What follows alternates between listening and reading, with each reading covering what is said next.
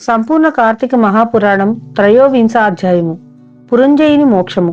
హే అతి మునీంద్ర, విష్ణుకృప వలన విజయుడైన పురంజయుడు ఆ తర్వాత ఏం చేశాడో వివరించు అని అగస్త్యుడు కోరడంతో అత్రి మహర్షి ఇలా చెప్పసాగాడు.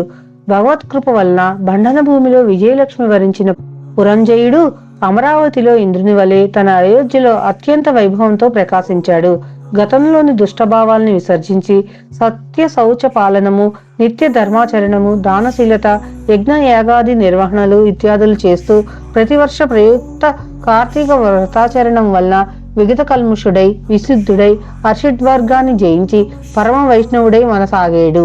అంతేకాదు నిరంతరము కూడా శ్రీహరి పూజా ప్రియుడై ఏ దేశాలలో ఏ క్షేత్రాలలో తీర్థాలలో విష్ణువుని ఏ విధాలుగా పూజించడం వలన తన జన్మ తరిస్తుందా అనే తపంతో ఉండేవాడు. అంతగా హరిసేవా సంవిధాన సంతృప్తుడైన కారణంగా ఒకనాడు ఆకాశవాణి, పురంజయ, కావేరీ తీరంలో శ్రీరంగ క్షేత్రం ఉంది.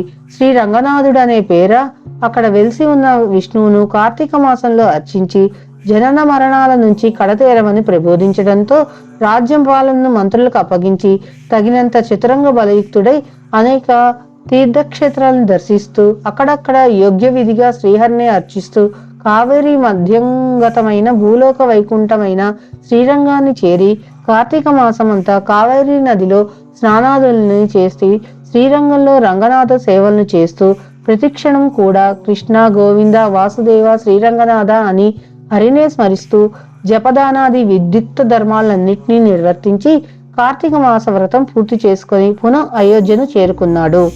అనంతరం ధర్మం కామం వలన సత్పుత్ర పౌత్రాదుల్ని పొంది కొన్నాళ్ళు సర్వభోగ వివర్జితుడై భార్య సమేతంగా వానప్రస్థమును స్వీకరించి కార్తీక వ్రతాచరణ విష్ణు సేవలలోనే లీనమై తత్పుణ్యావసాన అంత్యంలో వైకుంఠాన్ని చేరుకున్నాడు.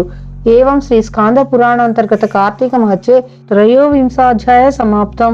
23వ అధ్యాయం సమాప్తం.